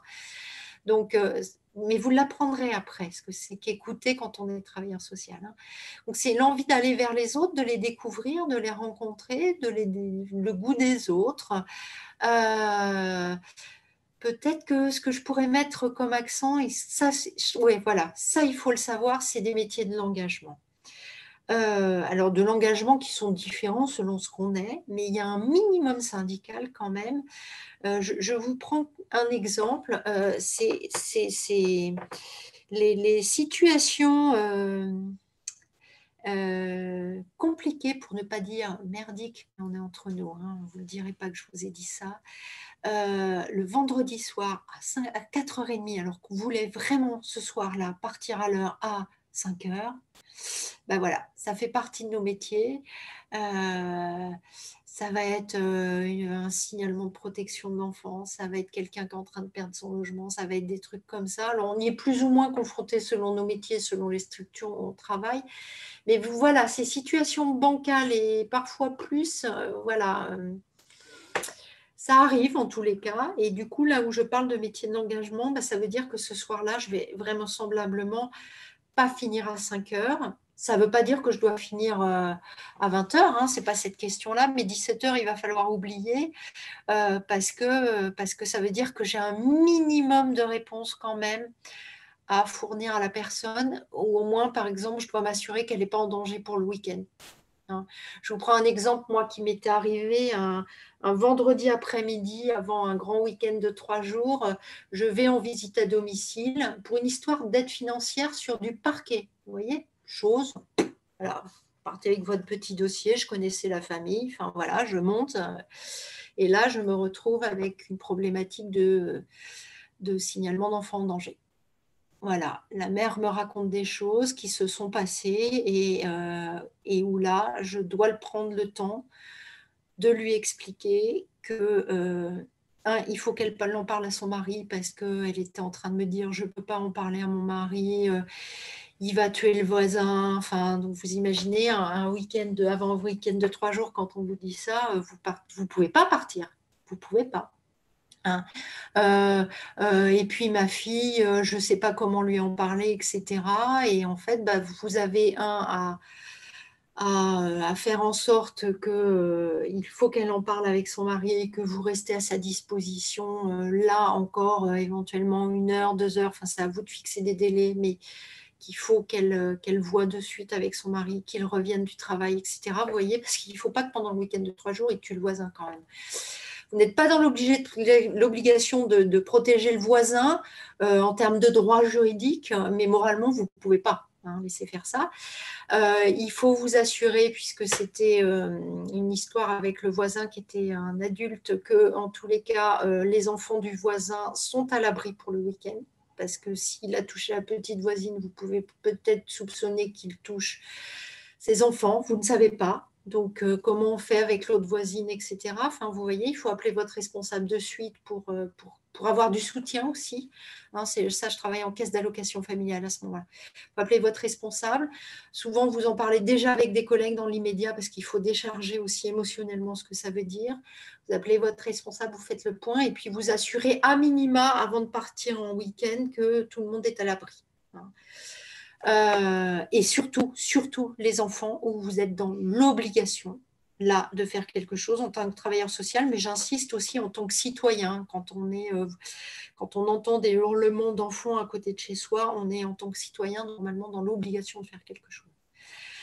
Voilà, donc métier de l'engagement, des métiers où adaptation, remise en cause, tout ça, ben voilà, si c'est un peu notre lot quotidien aussi, hein. C'est pas permanent, mais quand même c'est assez souvent. Est-ce que la manière dont je suis intervenue auprès de la famille, c'était du ménage, c'était adéquate? Est-ce que voilà, il a pas fait son dossier de surendettement parce que je ne l'ai pas suffisamment rassuré? Enfin, vous voyez, on va être tout le temps dans des questions comme ça.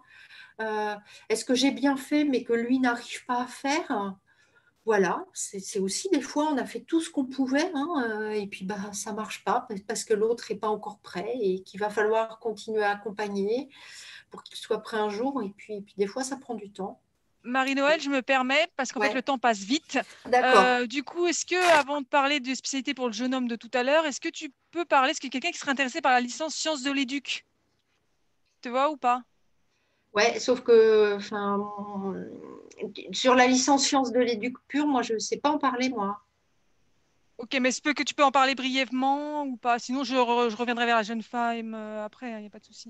D'accord. Alors, nous c'est en fait vraiment articulé avec nos contenus de formation. En fait, c'est un des points communs entre la science de l'éduc et nos métiers, c'est qu'il y a des cours qui ont trait au courant éducatif, etc., hein. Euh, Parce que la pédagogie nous aide, nous, dans notre positionnement de travailleur social. Donc ça, c'est ces cours communs qui ont lieu avec la licence sciences de l'éducation. Mais du coup, ces cours sont intégrés à nos DE. Et après, vous avez des certifications supplémentaires à passer pour avoir la licence. Mais du coup, Armel, moi, j'ai peut-être envie de renvoyer directement vers la JPO Oui, oui, non, mais du 6 alors voilà. Ce février, que la je journée propose porte aussi, ouverte. ouais, ce que je propose, c'est que les personnes qui sont intéressées par ça, si dans le chat vous pouvez me mettre votre mail, s'il vous plaît, Mm, et moi je reviendrai vers vous en plus de la journée porte ouverte complètement voilà. le 6 février. Je me permettrai de revenir vers vous pour vous donner plus d'informations Ouais. complémentaires. Donc n'hésitez pas à me mettre dans le chat il n'y a que moi qui le reçois, vous inquiétez pas, que votre adresse mail et je reviendrai vers vous sur cette question-là, Mm. mais je reviendrai, hein, il n'y a pas de souci. Merci Parce que Marie-Noël. du coup, toi, Armel, tu vas peut-être pouvoir y revenir du côté enfin, licence pure et dure. Mais du coup, nos collègues à la JPO du 6 février, c'est une JPO CY, hein, donc on l'a fait ensemble. Nos collègues, enfin moi, mes collègues vraiment formateurs dans tous ces métiers-là, ils pourront vous répondre plus précisément sur les articulations diplôme d'État, licence sciences de l'éducation. Mais Oui, oui, non, peut-être que mais pour l'instant, vous en êtes au stade où il faut vous renseigner sur les deux pour faire vos choix. oui, non, mais je Voilà. reviendrai vers toutes ces personnes-là, vous inquiétez Mm, pas, je vois les adresses mail arriver, je reviendrai. Merci d'accord. Marie-Noël, je te laisse Ouais. continuer parce que le temps passe vite. Ouais, ouais, ouais. Alors là, les grands, mais du coup, ça, c'est sur votre fiche en fait. Je vais peut-être pas revenir trop dessus, hein. Je dirais que c'est les grands critères, les grandes conditions pour réussir dans l'enseignement supérieur d'une manière globale, où en fait vous passez dans la formation adulte, et c'est un peu là le grand écart avec le lycée. On va vous demander d'être autonome. Évidemment qu'en début de formation, on vous accompagne, hein, cette autonomie-là, mais voilà, c'est quand même des choses qu'il faut que vous ayez en tête, hein. Il faut travailler régulièrement. C'est pas comme au lycée où on va vous relancer pour des choses, des travaux à rendre, etc. Vous aurez des échéances, il faudra les respecter. Voilà, donc ça veut dire qu'il faut travailler régulièrement en amont. Et puis de la rigueur méthodologique dans votre organisation de travail, dans les méthodos qui vous sont proposés, même si vous les adaptez, il faut quand même de la rigueur. Voilà. Alors, nos sélections. Donc, pour vous, ça passe via Parcoursup. Et voilà les grandes choses. Mais peut-être que vous participerez à des actions quand vous serez en terminale et que vous en serez peut-être plus là. Mais ayez ça peut-être en tête quand même. On va vous demander quelles sont vos motivations, vos connaissances sur le métier, la formation, curiosité, ouverture d'esprit sur les problématiques de société. Là, par exemple, actuellement, on est sur les questions, hein, de précarité, de pauvreté qui se développent là de manière exponentielle actuellement, mais ça peut être aussi des choses qui vous intéressent. Si le handicap vous intéresse, vous avez le droit, hein. Votre projet, hein, est-ce que vous êtes sur un projet réaliste et faisable? Mais ça, la question du projet, on pourra en reparler sur des actions en terminale. Et puis des qualités relationnelles et de communication, et je pense que vous avez compris pourquoi, puisque je n'ai arrêté de vous en parler depuis le début. Ce qui va être intéressant pour vous à partir de la seconde, alors ça, on va le passer, de la seconde ou de la première, ça va être de construire maintenant votre projet. Donc, en choisissant les spécialités, promis, c'est la slide d'après, mais en construisant aussi votre projet, en ayant en tête qu'on va attendre de vous des démonstrations. Si vous dites que vous savez que c'est un métier où il faut être engagé et que vous êtes dans quelqu'un d'engagé, on va vous demander, démontrez-nous que vous êtes engagé. Et être engagé, ça peut être de dire, moi j'ai participé à une action dans mon lycée d'information sur les maladies sexuellement transmissibles. Voilà, j'en sais rien moi, hein, c'est ce qui vient de me passer en tête. Et puis j'ai participé, j'ai été engagée dans ce projet-là parce que moi j'ai été à l'organisation du projet, c'est-à-dire que j'ai fait partie du comité d'organisation, j'ai été à la réalisation d'une exposition, j'ai été là le jour J quand il fallait parler de ça aux autres lycéens, etc. Ça peut être de dire, j'ai déjà moi une petite expérience de ces questions d'écoute, etc., parce que j'ai été déléguée de classe. Et délégué de classe, j'ai compris que le positionnement d'un délégué de classe, il n'est pas simple. Être délégué de classe, ça veut dire que je vais être sur les questions de... dans ma classe, j'ai un copain, il s'adresse à moi parce qu'en fait, il a un problème avec le prof de SVT, mais en fait, moi, j'ai dû lui dire que c'était à lui de régler son problème et que ça ne relevait pas du délégué de classe. Ça. Le délégué de classe, il représente la classe et pas un individu dans la classe. Par contre, parce que c'était mon copain, je l'ai un peu accompagné parce que je n'avais pas envie de le laisser comme ça, quoi, avec son problème. Vous voyez, c'est ce que vous appelez des petites expériences qui n'ont pas de valeur, mais qui ont de la valeur pour nous. Et elles en ont vraiment une. Vous ne leur accordez pas de valeur parce que vous les considérez trop petites. Et pour nous, parce que vous sortez du lycée et parce que vous êtes jeune, c'est normal d'avoir ce que vous appelez des petites expériences. Ce sont des expériences avant tout. Et à l'inverse, quelqu'un qui va être en reconversion professionnelle, qui a 30 ans et qui va nous parler de son expérience de délégué de classe au lycée, lui, on ne lui fera pas de cadeau parce qu'on va attendre autre chose de lui. Voyez. Donc, vos expériences à vous, quelles qu'elles soient, de babysitting, ce n'est pas déclaré, c'est au noir, nous on s'en moque. On n'est pas l'inspection du travail. Il faut que vous nous en parliez. Vous l'êtes JE, vous avez une expérience de babysitting, ça nous intéresse. Hein, voilà. C'est ce que j'avais envie de vous dire.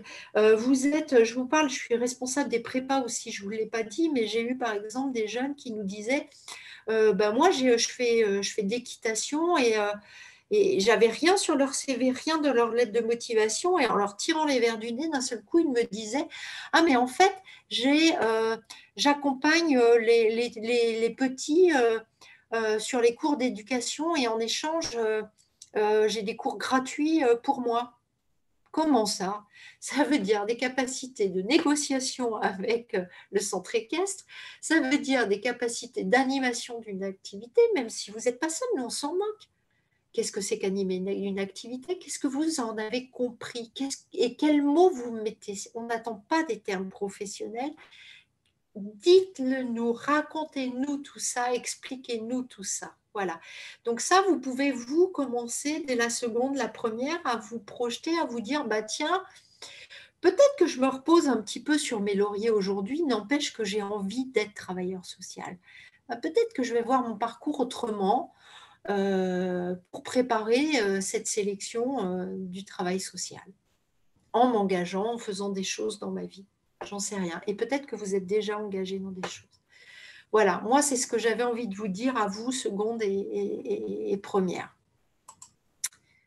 Et mince, j'ai oublié la slide sur les spécialités, mais promis, j'arrête le partage d'écran et je vais la chercher. Elle est ailleurs, excusez-moi, je l'ai oubliée. Est-ce qu'il y a des questions du coup entre deux pendant que je cherche alors, ça va être dans la JPO de novembre. Conférence seconde première. Voilà, je vais la trouver là. Mon PowerPoint se charge, je l'ai trouvé. Hop, alors c'était quelle image? Voilà, c'est celle-là. Alors, je repartage mon écran. En attendant, je mets des petites informations dans la discussion. N'hésitez pas à télécharger les différents petits fichiers que je remets. Est-ce que tu as les fiches métiers, C'est ce que je suis en train de remettre là. D'accord, super. Vas-y, je te laisse reprendre. Allez, les spécialités. Alors, première chose que j'avais envie de vous dire avant de vous donner un petit conseil, c'est il n'y a pas d'impératif, il n'y a pas d'obligation, déjà. Par contre, on peut vous préconiser quand même deux spécialités, pardon, et je vous explique pourquoi. Donc, histoire, géographie, géopolitique, sciences politiques, c'est un petit peu plus la géopolitique et la science politique qui nous intéressent, et autres spécialités, les sciences économiques et sociales. Parce que c'est des endroits où on est sur des questions de société, des questions du monde, et du coup, des questions où on vous demande de réfléchir à tout ça. Certes, on vous donne des connaissances, hein, mais ces matières-là, elles vous obligent à réfléchir, et c'est des qualités que nous, on attend en travail social et dans nos formations en travail social. Voilà pourquoi elles nous intéressent, ces spécialités.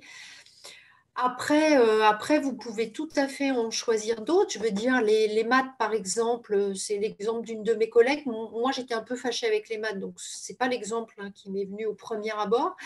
Mais les maths, elle disait, et son argument, il est pertinent, elle disait que ça développait un esprit logique. Donc là, je dirais qu'on est plus sur des options elle les appelle les options plaisir, hein, et elle a raison. Donc, en première ligne, on pourrait vous dire, voilà, j'ai ce qui a trait aux deux spécialités là, qui sont entourées en rouge. Et puis après, prenez une option plaisir. Donc, ça peut être maths, ça peut être art plastique, art du spectacle, théâtre, selon ce qui est proposé dans le lycée. Parce que ça peut vous permettre, par exemple, après, quand vous êtes travailleur social, de travailler les problématiques d'estime de soi. Et ça, dans le travail social, on est beaucoup, beaucoup confronté à ces questions-là.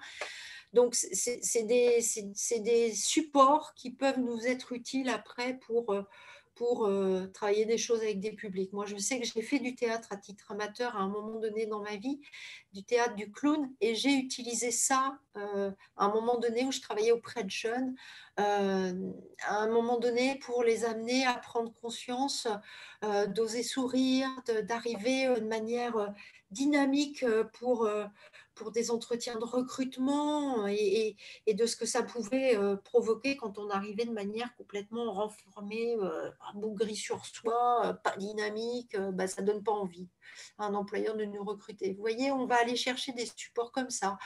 Donc après, voilà, c'est l'option plaisir, faites ce qui... Voilà. Donc, je ne sais pas si la personne qui avait posé la question, voilà, avait dans les spécialités déjà une de... Je recherche sa question du coup précisément. Ouais. J'arrive.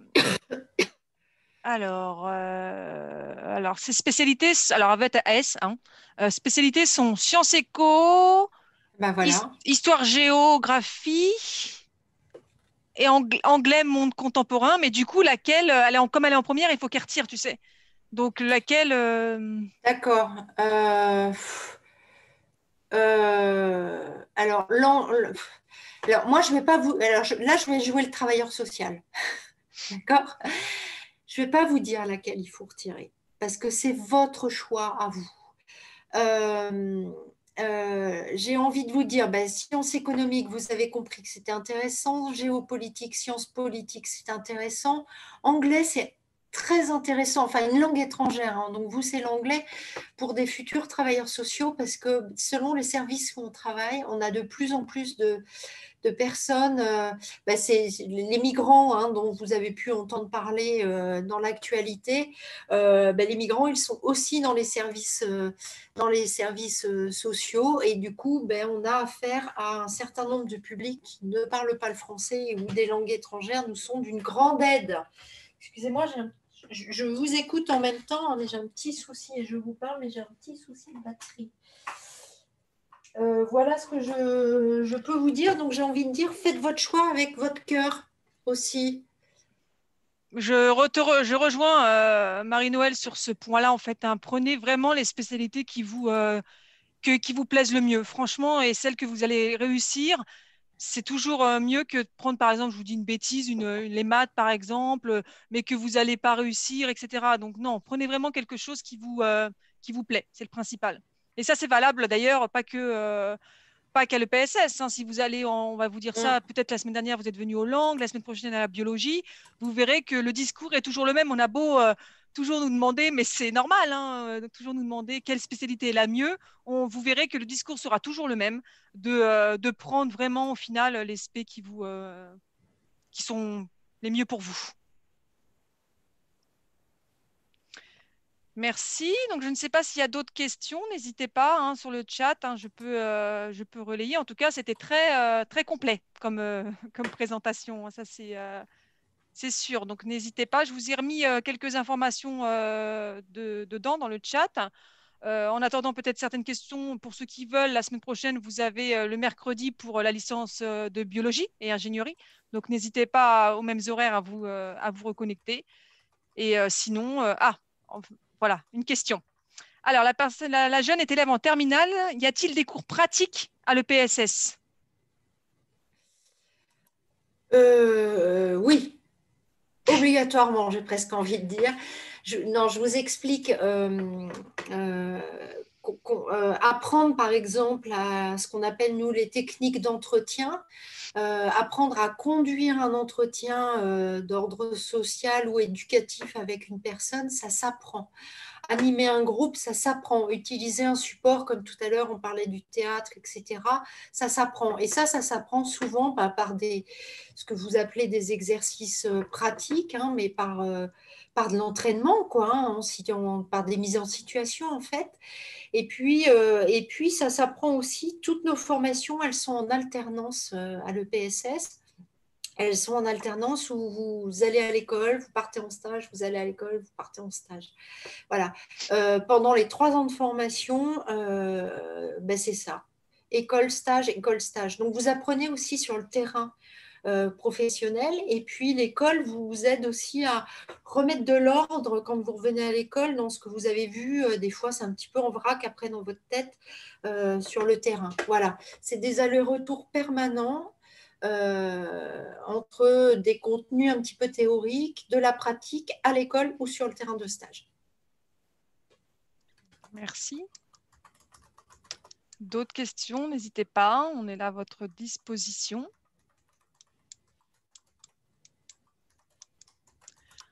Alors, par rapport à la licence de l'éducation, est-ce qu'il y a une spécialisation? Alors, pour tout ce qui est sciences de l'éducation, je vous propose de revenir vers vous parce qu'on n'aura pas forcément les réponses là. Donc, tout ce qui est sciences de l'éduc, je vous propose de revenir vers vous. C'est plus simple, je pense, et pour avoir les meilleures informations. Et en plus, la journée porte ouverte, notée le 6 février. Donc, faut pas hésiter à le noter. Elle sera digitale, en fait, à distance. On reviendra vers vous sur tout ça, vous aurez les informations, etc. Mais moi, en tout cas, je vous en donnerai un petit peu plus dans les jours qui arrivent, la semaine prochaine, il n'y a pas de souci. Je reviendrai c'est mieux. Alors, attends, est-ce que même en temps de Covid, il y a de la pratique? Les questions sont très intéressantes, c'est vrai, c'est bien. Ah bah c'est une vraie difficulté qu'on a. Alors nous à l'école, on est comme à l'université, on a le droit d'accueillir des petits groupes, hein, donc des groupes de 12, puisqu'on est dans l'enseignement supérieur, donc c'est pas comme au lycée, on n'a pas les mêmes autorisations et du coup voilà, les enseignements pratiques se retrouvent là. Et puis, c'est vrai qu'actuellement, nos apprenants ont des difficultés d'accès en stage, mais Armel, à l'université, c'est pareil. Enfin, voilà, c'est une vraie difficulté aujourd'hui, mais il y a toujours des stages. En fait, voilà, vous avez plus de difficultés aujourd'hui à trouver des stages, mais on a toujours des stages. Alors qu'en effet, sur le premier confinement, les stages, et c'est peut-être pour ça que vous posez la question, vous en avez peut-être entendu parler, les stages n'avaient pas lieu parce que c'était la première fois, tout le monde découvrait, on connaissait encore moins de choses qu'aujourd'hui sur le virus, etc. Il avait été mis fin au stage, pas dans toutes les écoles, mais dans la plupart des écoles en travail social. Et alors, dans les universités, vous aviez suspendu aussi. Mais là, pour le coup, actuellement, les stages sont de nouveau à l'ordre du jour. Et sinon, on trouve des solutions, hein, parce que nous, Oui. on a des accords avec qu'on peut mettre en place pour certaines formations, où on propose un autre type de stage, etc. Mais de toute façon, on proposera quelque chose, ça c'est certain. Mais c'est sûr qu'on est mieux préparé qu'au premier Ouais. confinement, ça c'est sûr. Oui, parce Même qu'au si premier confinement, les stages, on leur a mis fin du jour au lendemain. Ça a été brutal pour tout le monde. Hein. Par contre, c'est sûr que je ne peux pas vous dire, l'étranger, par contre, reste toujours Oui, pas accessible. Parce que on peut faire, nous, des oui, stages à l'étranger. C'est pour ça que je nous me permets de aussi. dire ça. Ça, c'est autre chose. Mm. Je parle des stages français, moi. Hein. Ouais, En ouais, France, ouais. pardon. Oui, mais tu fais bien de préciser, Armel, Mm. puisque nous aussi, des stages à l'étranger sont possibles. On peut faire un stage à l'étranger pendant les 3 ans. Mais du coup, voilà, actuellement, tout est bloqué, vous vous en doutez bien. Alors, en général, pour Parcoursup, vous nous conseillez quoi pour mettre dans une lettre de motivation? Euh, c'est un peu tous les critères là que je vous nommais tout à l'heure. Nous montrer vos motivations pour le métier et la formation, vos connaissances. Et là, on vient d'avoir aujourd'hui les nouveaux critères de Parcoursup. Donc, on passe à une lettre de 10 000 caractères. Donc, ça, il faut apprendre à le faire sur Word pour compter. Mais voilà, il nous faut des choses qui montrent un peu tout. Vous voyez les qualités. Alors, en 10 000 caractères, après, c'est aussi un exercice de synthèse qui est difficile à faire, mais qu'il faut faire. Il faut nous montrer votre motivation pour le métier, la formation, quelques connaissances. Enfin voilà, si je veux être éducateur spécialisé, c'est pas AS quoi, c'est pas devenir travailleur social, d'accord? Même si je sais que c'est être travailleur social, il faut que vous nous montriez.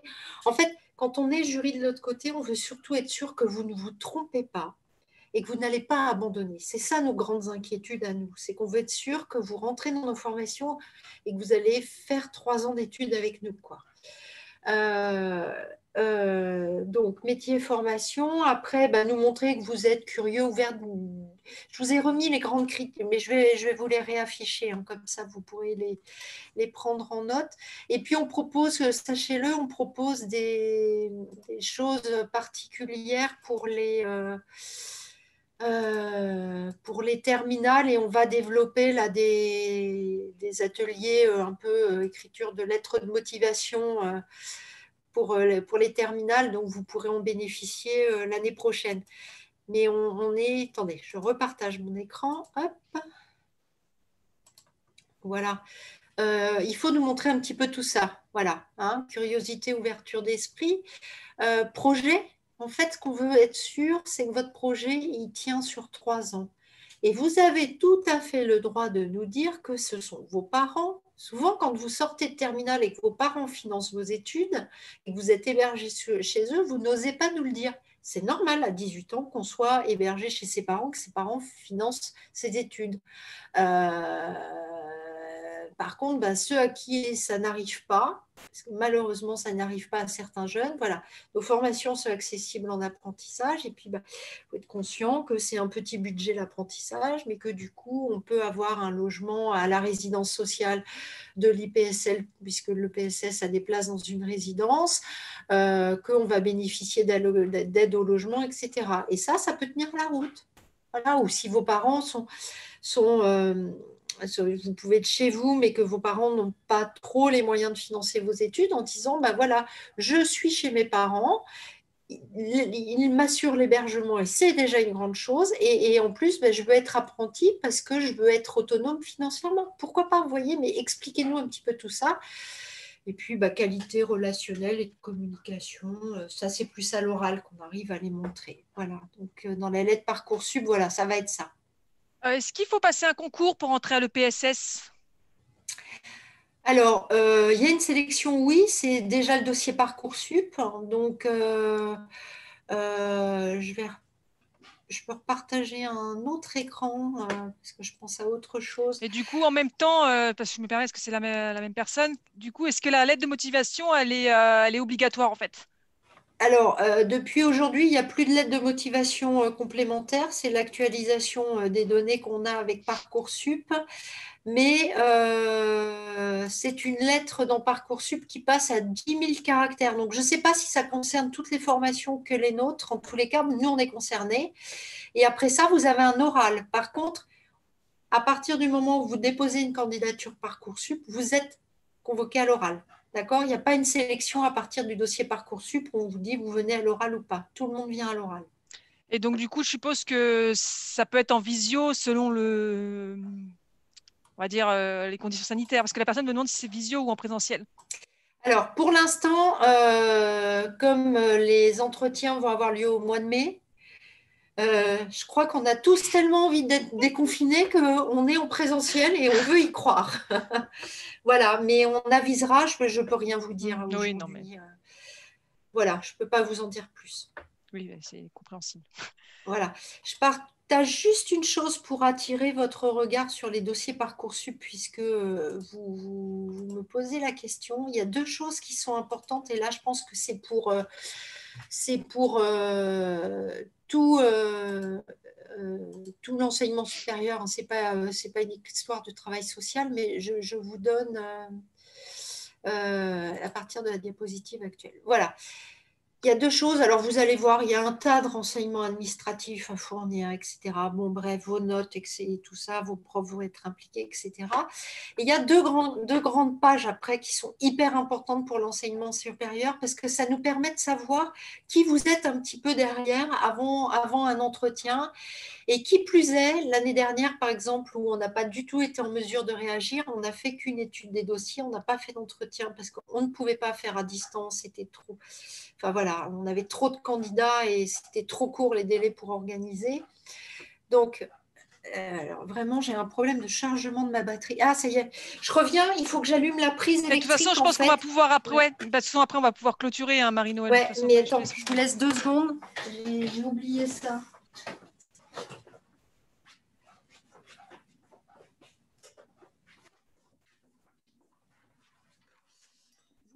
Excusez-moi, hein, je suis désolée. Vous repensez bien aux qualités tout à l'heure que je vous avais dit, hein, engagement, etc. Enfin, tout le propos que j'ai pu vous tenir. Voilà. Quelqu'un qui n'a pas renseigné, alors qui n'a peut-être pas fait, hein, je ne sais pas. Qu'est-ce que vous voulez qu'on évalue de ce qu'elle peut faire avec son expérience? Sa seule expérience, c'est un stage. Elle a plusieurs stages dans la gestion administrative. Alors, pourquoi pas? Alors, je passe les fautes. J'oublie les fautes, je ne les regarde pas. Mais ça m'interroge. Pour passer dans une formation qui mène à une licence, ça m'interroge. Mais si elle ne nous dit pas que du coup, elle a, à travers ses stages, développé de la méthodologie, par exemple, une rigueur méthodologique dans le suivi d'un dossier, ça nous intéresse, nous. Hein, qu'est-ce que vous voulez qu'on fasse de ça? Donc, il y a des candidats qui nous détaillent un petit peu qui nous expliquent ce qu'ils ont fait pendant leur stage, parce que ça nous aide. Et du coup, vous notez tout ce que vous avez fait. Je vous prends un exemple d'un engagement citoyen avec quelqu'un que j'ai accompagné dans le cadre d'un apprentissage. C'était pour autre chose, mais ça vaut pour Parcoursup, où elle ne nous parlait pas d'une expérience qu'elle avait depuis 5 ans, parce que c'était une journée par an. Et l'air de rien, elle était engagée parce qu'elle avait fait de la danse par le passé, mais pendant des années et des années. Et elle était engagée tous les ans avec sa mairie à réaliser un flash mob pour la prévention en octobre, tout ce qui est de l'ordre de la lutte contre le cancer du sein. Quand même, ça veut dire qu'elle travaille avec les services com, qu'elle a des capacités d'organisation, qu'elle sait animer, gérer un groupe. Un flash mob, c'est pas trois personnes, quoi. C'est beaucoup de personnes. Donc, vous voyez, c'était extraordinaire son expérience. Elle ne nous dit rien, il faut tirer les verres du nez. Saisissez. Et alors, moi, elle me dit non, mais c'est parce que j'en parle pas, c'est qu'une journée par an.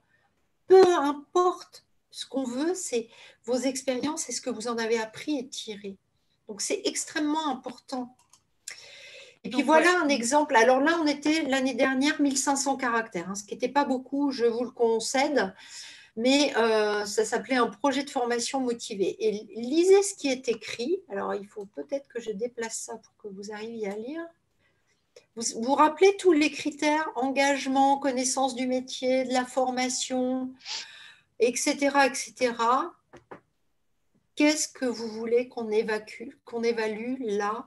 C'est quelqu'un c'est un dossier que moi j'ai évalué. Hein. C'est quelqu'un qui a dû avoir 10 sur 100 ou 5 sur 100, je ne sais plus par rapport à nos critères.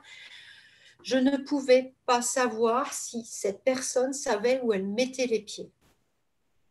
Voilà. Parce qu'en fait, ça, on peut l'écrire pour Sciences Po, on peut l'écrire pour une école de commerce, on peut l'écrire pour n'importe quelle formation. Donc, ça veut dire qu'à chaque fois, un volet de motivation dans Parcoursup, on sait très bien que vous devez postuler dans plusieurs écoles, que parfois, vous êtes encore hésitant, c'est compliqué. Hein, donc, vous pouvez aussi assurer vos arrières en postulant d'abord dans une école de travail social parce que c'est ce que vous voulez faire. Derrière, pour assurer vos arrières et ne pas vous retrouver sans rien parce que vous avez peur, et vous avez raison, c'est être aussi prévoyant que de se dire, bah, je m'inscris peut-être à la fac en psycho, en sociologie, peu importe. Et puis peut-être que vous resterez à la fac parce que vous découvrez quelque chose qui vous plaît, ou peut-être que ce sera l'inverse, vous inscrirez d'abord à la fac et après chez nous. Enfin, on sait bien que vous construisez des stratégies, mais à chaque fois, personnalisez vos dossiers Parcoursup. Alors, les activités centres d'intérêt entre une licence psycho, sociaux, etc., vous pouvez mettre la même chose. Mais à cet endroit-là, non, vous ne pouvez plus mettre la même chose. D'accord? Du coup, Donc, Marie-Noël, personnalisez vos… une dernière question parce qu'après, on va Oui, oui. clôturer. La personne me dit, si on fait rien en dehors, mais ça rejoint un peu ce que tu as dit, si on fait rien en dehors des cours, c'est vraiment désavantageux ou pas? Et s'il existe un modèle parfait sur lequel on pourrait se baser? Il n'y a pas de modèle parfait parce qu'il n'y a que des individus et des parcours personnels en face de nous. Nous, vraiment, quand on vous dit hein, que tout est intéressant pour nous, hein, après, c'est ce que vous allez en faire, ce que vous allez en retenir, ce que vous allez en apprendre et que vous allez nous dire qui là, nous sert de matière pour évaluer. Donc, il n'y a pas de parcours type. Et au contraire, la différence chez les travailleurs sociaux, c'est quelque chose d'important et d'intéressant parce que c'est ce qui va faire les complémentarités dans les groupes en formation et dans les équipes après plus tard. Vous n'avez encore rien fait, entre guillemets, parce qu'il faudrait regarder si vous n'avez vraiment rien fait encore. Vous avez encore le temps, vous n'êtes pas en terminale, vous êtes en seconde et en première. Donc, faites des choses et faites des choses avec votre cœur puisque vous n'êtes pas encore en formation. C'est le moment où vous pouvez aller choisir ce que vous voulez faire. En formation, voilà, on veut vous dire en première année, c'est un stage dans tel secteur. Ah, en troisième année, tu n'as pas encore fait de stage dans tel secteur, il faut que tu y ailles. Vous voyez, des fois, après, les choix vont se réduire. Là, vous avez le choix. Donc, regardez ce qui se passe sur votre ville, regardez ce que vous avez envie de faire. Si vous pratiquez, par exemple, un sport ou une activité, alors bon, en ce moment, c'est un peu compliqué, je le reconnais, mais que vous pratiquez un sport, une activité culturelle, une activité manuelle, etc., qu'est-ce que vous pouvez en faire, vous? Peut-être que vous pouvez montrer à d'autres, enfin, vous voyez, avoir envie de vous engager de l'autre côté, non plus simplement en tant que participant à une activité, mais vous engager en tant qu'acteur de cette activité. Voilà, ce sont des exemples. Hein. Après, moi, j'ai pas… tout, allez-y avec votre cœur, faites ce que vous avez envie de faire, mais vous avez encore le temps de le faire. Par contre, il faut vous prendre en main. Voilà. Ok, bah, c'est une conclusion parfaite. Merci beaucoup, Marie-Noël. Merci. Donc, je vous propose de terminer la séance pour aujourd'hui, hein. Donc, merci beaucoup pour toutes ces questions. C'était vraiment très, très complet et je reviendrai vers les personnes qui m'ont demandé sur la science de l'éducation sans problème. La journée porte ouverte le 6 février, à noter, très important. Sinon, je vous souhaite à tous une très bonne fin de journée et puis bon courage. Au revoir. Au revoir. À bientôt peut-être en d'autres occasions. Au revoir.